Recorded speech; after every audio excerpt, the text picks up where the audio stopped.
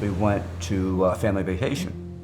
So now I have a choice to tell my wife, the boys, or not, and just try to play this vacation out. I probably should have let my wife in on this little secret that I have, and that's when I did it on a walk on the beach.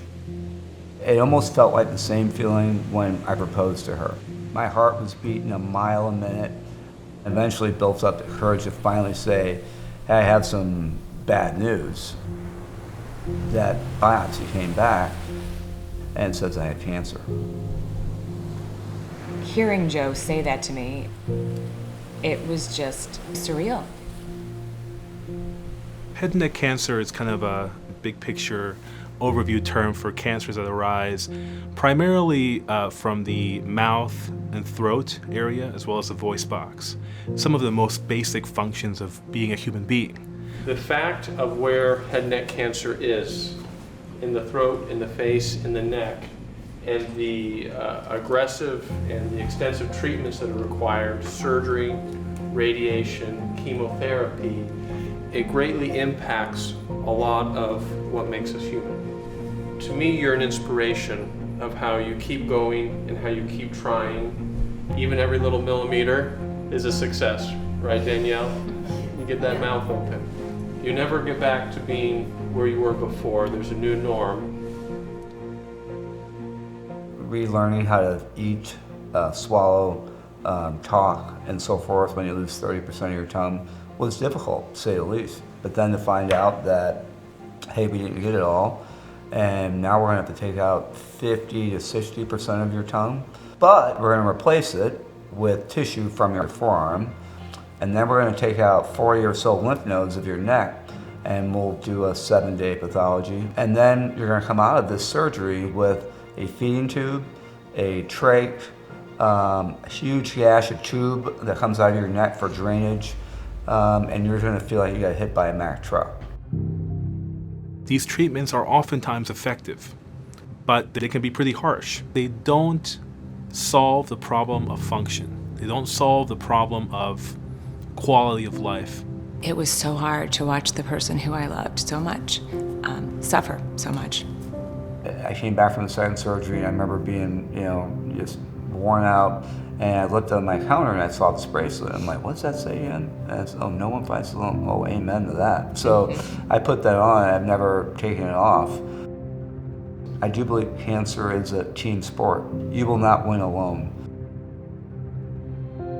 Our patients get the very, very best care. I would put our group up against anyone in the country. What's different about it here, see the patients together in one single multidisciplinary clinic, all of those people bringing their expertise to the table to try and help the patients. The care has been 100% on target and the best that someone can get.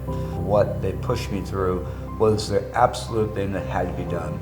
Because if not treated correctly and at the right time, maybe it could have spun out of control. If the treatment options that we had currently in 2019 provided patients with a cure of their cancer and no to very little side effects, there would be no need for research. That's not where we are with head and neck cancer. We're very far from that.